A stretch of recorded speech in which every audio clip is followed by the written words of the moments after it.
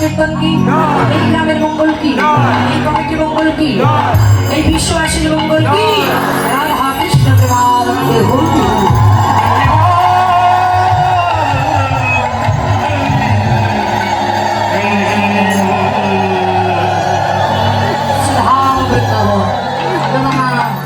বৃন্দাবনে অষ্টসখী পরিবেষ্টিত হইয়া শ্রীমতী রাধারানী আমার ললিতার কণ্ঠে জড়িয়ে দিয়ে বলছে, ললিতা শোন শোন, ওই সকালে গধন লইয়া সখী কোথায় গেল আমার বিনোদিয়া।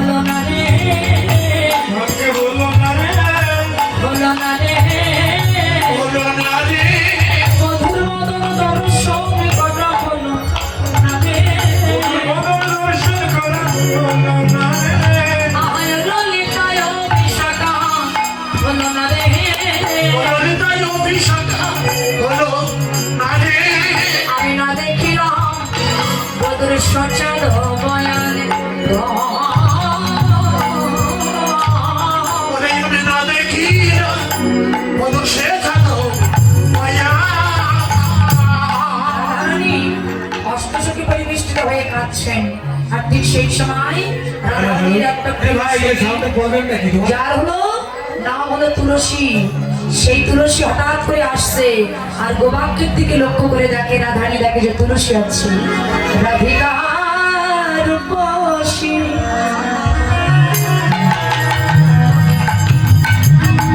লইয়া তুলসী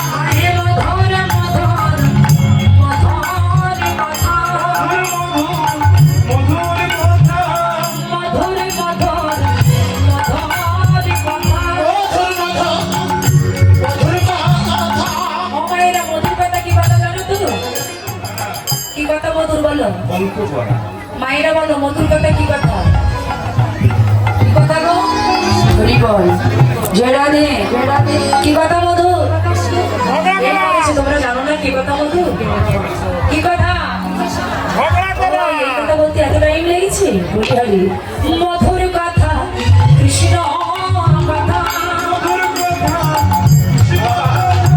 এই মধুর কথা কৃষ্ণ কথা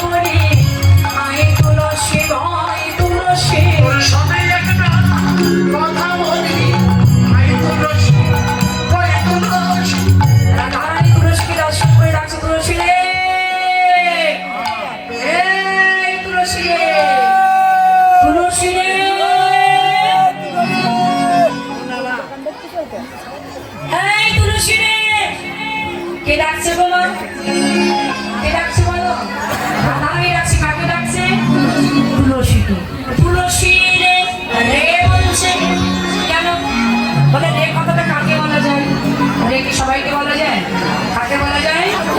আপন জন কানে বলে আমার ভাই রে, আমার বোন রে, বলে না এগুলো বলে। তেমনি তুলসীকে বলছে তুলসী রে, এই যে রে বলছে এর অন্যরকম মানে আছে। তুলসী রে তুলসী রে তুলসী রে, শিরে মানে কি, শির মানে কি? তাহলে মাথায় কি তুলতে বললেন?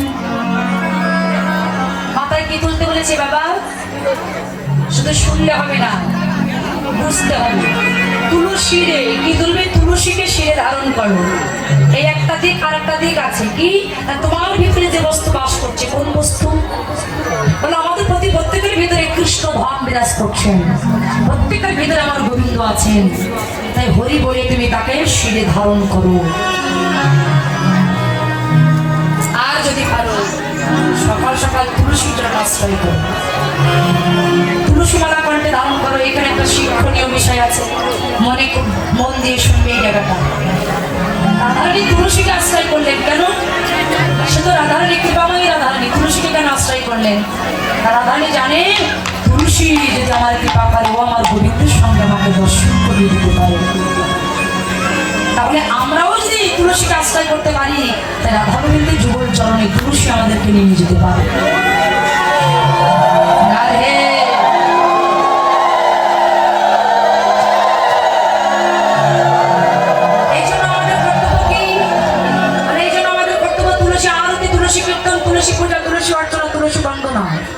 আমাদের প্রতি প্রত্যেকের কর্তব্য আমাদের কণ্ঠে তুলসী মালা ধারণ করা, গলায় তুলসী মালা পরা, এটা আমাদের প্রতি প্রত্যেকের কর্তব্য।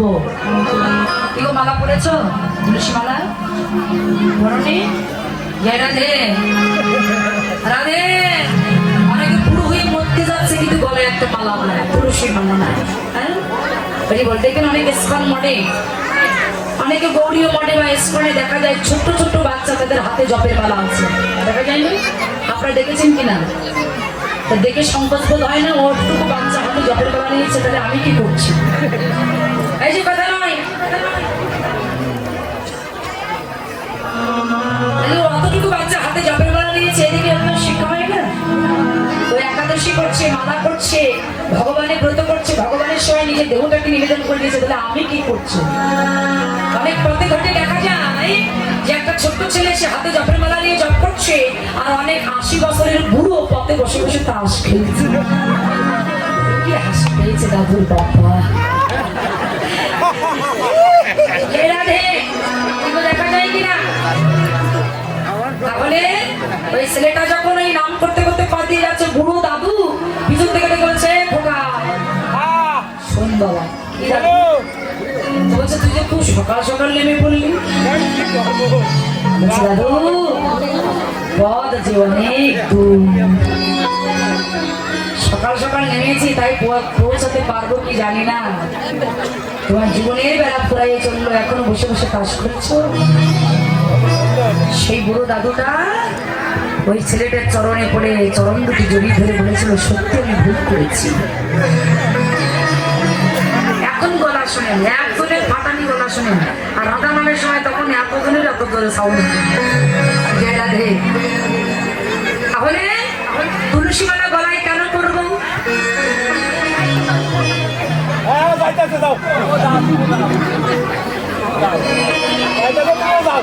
তুলসী মালা কণ্ঠে ধারণ করলে কি হয়? যে এইদিকে লক্ষ্য করুন মাইনা বলছে যদি কেউ তুলসী মালা কণ্ঠে ধারণ করতে পারে তার বজ্রপাতে কখনো মৃত্যু হয় না, সর্বদংশনে তার কখনো মৃত্যু হয় না। তুলসী মালা যদি কেউ কণ্ঠে ধারণ করতে পারে তার অপবিত্র দেহটা পবিত্রতায় পরিপূর্ণ হয়। তুলসী মালা যদি কারো কণ্ঠে থাকে জন্তু তাকে স্পর্শ করতে পারে না। তুলসী মালা যদি কারো কণ্ঠে থাকে আমার গোবিন্দের লক্ষ্যটা সেই ভক্তের দিকে থাকে। আপনি কোনো দ্রব্য ভগবানের সময় নিবেদন করবেন তাহলে তার উপরে কি দেন? তুলসী পাতা দিলে সেই দ্রব্য গোবিন্দের সেবায় নিবেদন হয়। বলে তুলসী পত্র দিলে সেই দ্রব্য যেমন গোবিন্দের সেবায় নিবেদন হয়, তেমনি কেউ যদি কণ্ঠে তুলসী মালা ধারণ করতে পারে তাহলে এই দেহটা তার গোবিন্দের চরণ সেবায় নিবেদন হবে।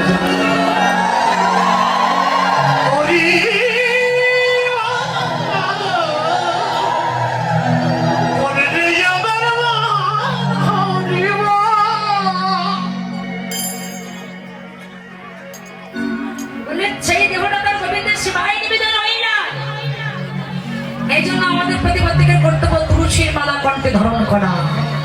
অনেক ইয়াং জেনারেশন যারা আছেন, অনেক দিদি ভাইরা, অনেক ভাইরা তারা মনে মনে চিন্তা করে, আবার অনেক কাকারাও আছে মনে মনে চিন্তা করে ধূস এখন এই বয়সে যদি এখন আমি মালা টালা পরে পথে ঘাটে যাই, আমাকে দেখলে আমার বন্ধু বা অনেক বান্ধবী দেখলে বলবে বাবা তুই যে বিশাল বড় ভক্ত হয়ে গেছিস, গলায় তুলসী মালা পড়েছিস, এই সম্মানের ব্যাপার। বাবা কি বলে কিনা ঠিক বলে না, তোমরা মনে করো গলায় মালা পরে স্কুলে গেছো, তখন তোমার বান্ধবী যারা তারা বলে না যেই না এই কথাটা বলবে আমি ঠাস করে গাল টিপে ধরবে। আমাদের এই বিশ্বাসের কোনো বিশ্বাস নয়। এই বিধি বিষয়ে আমরা কে কখন চলে যাবো আমরা কেউ বলতে পারি না। বলতে পারি? আপনি এখানে বসে কীর্তন শুনছেন, আপনি এই গ্রান্টি দিয়ে বলতে পারবেন আপনি বাড়িতে যেতে পারবেন? বলতে পারবেন যে আমি এখন বাড়িতে ফিরতে পারবো? তাহলে আমরা অনেকে এই ভুল সিদ্ধান্তটা নেই যে আমি বৃদ্ধকালে ভজন করবো, এখন কেন ভজন করবো। অনেকে বলে তুই এই বয়স মালা করেছিস, একটু বয়স হোক তাই করবি। আরে এখন যদি ভগবানের ডাক আসে আমার পৃথিবী ছেড়ে চলে যেতে হবে, তাহলে আমার তো আর ভজন হলো না, সাধন হলো না। তাহলে ভগবানের কাছে যে আমি কি জবাব দেবো? এই জন্য প্রত্যেকটা পিতা মাতাকে বলবো তোমাদের ছেলে মেয়ের কণ্ঠে ছোট্টবেলা থেকে মালা পরিয়ে দেবে, অনেক রোগ ব্যাধি থেকে মুক্তি পাবে। বল ছোটবেলা থেকে ওদের কণ্ঠে তুলসী মালা দেবে। তোমার বাড়িতে সমস্ত জায়গায় তুলসী বৃক্ষ রোপণ করবে, তোমার বাড়িতে নববৃন্দাবনে পরিণত হয়ে যাবে, সেখানেই আমার গোবিন্দের বিরাজ হবে। কিন্তু এখন অনেক জায়গায় দেখি বাবা গোলাপের যে ডিজাইন, গোলাপ ফুলের যে যত্ন নেন, বাবা তুলসী গাছ যেখানে গড়াগড়ি যাচ্ছে ওর কোনো যত্ন নেই, কিন্তু গোলাপ ফুলের সেই ডিজাইন।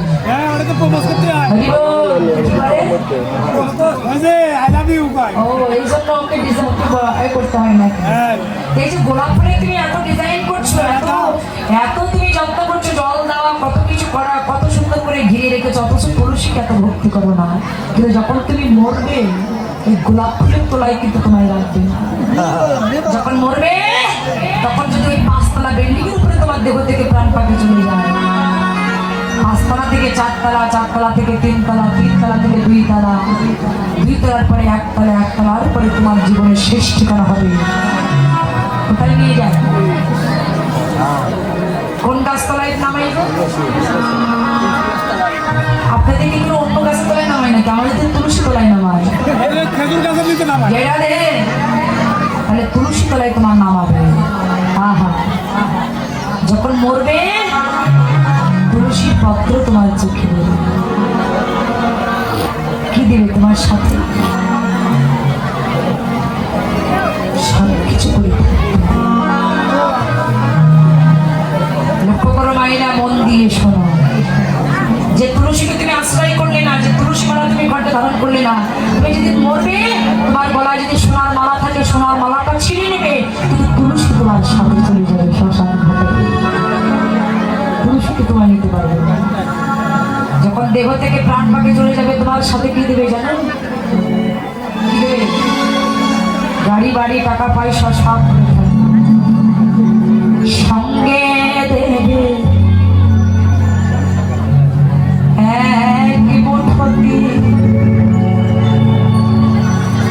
গোটা কয়েক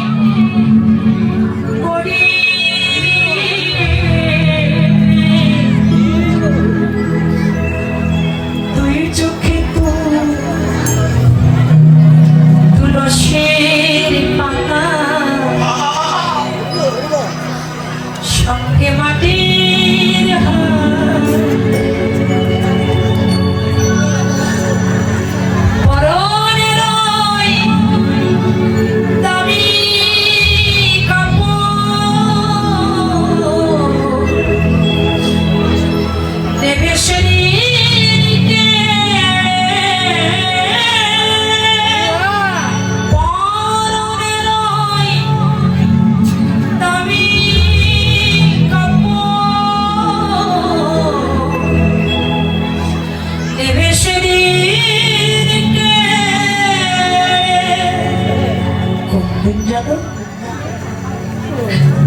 যাবি যেদিন শ্মশান ঘাটে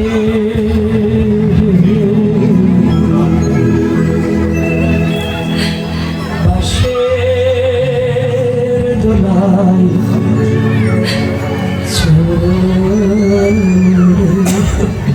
তুই যাবি যদি শ্মশান ঘাটে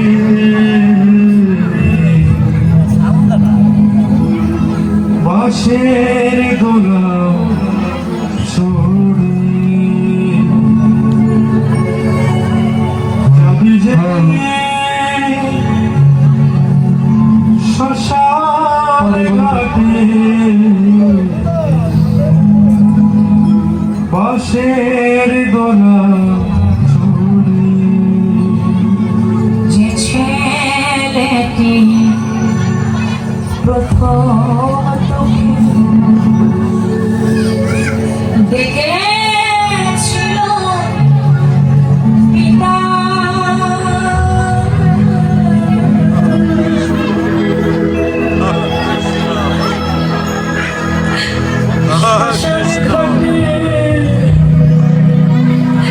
সেই ছেলে তো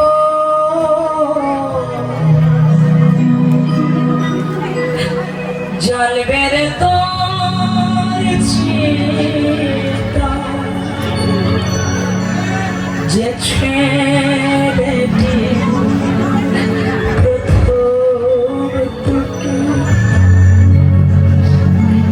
ডেকেছিল পিতা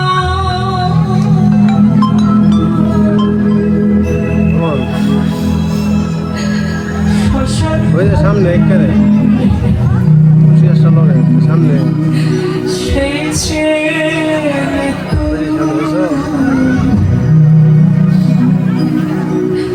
জ্বলবে রে তোর চিতা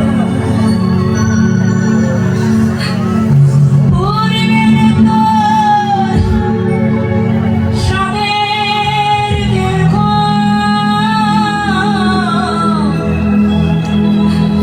করবরাবে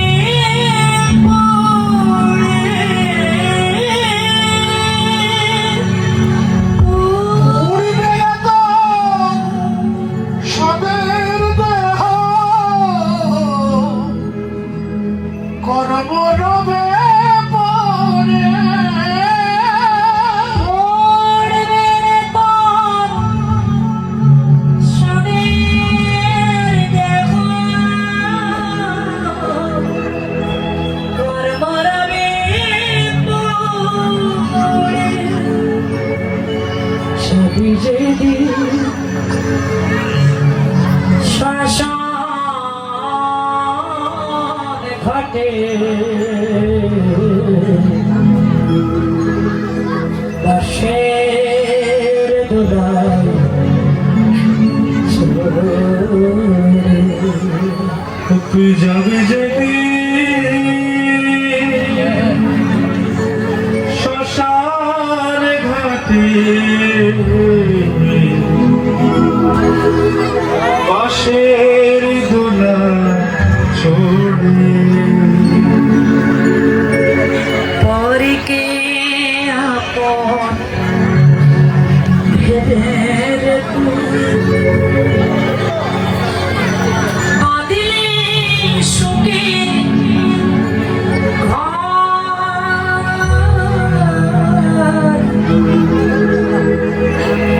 আমার দয়ালের তোর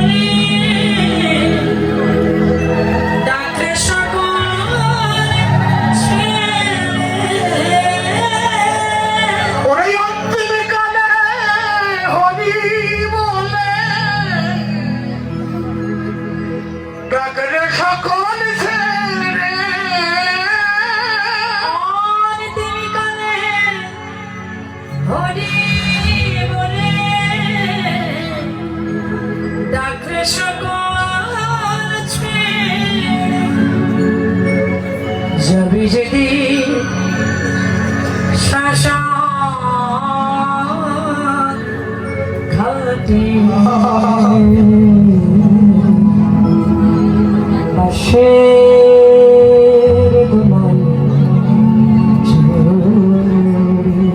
ও তুই যাবি যাবি শ্মশান ঘাটে বাঁশের গোলা ছড়ে তুলসী হবে একমাত্র তোমার ভাই মিস্টার সেদিকে লক্ষ্য করছে 2 মিনিট সময় নেব আমাদেরকে ক্ষমা করবেন আমাকে 2 মিনিট সময় দেন 2 মিনিট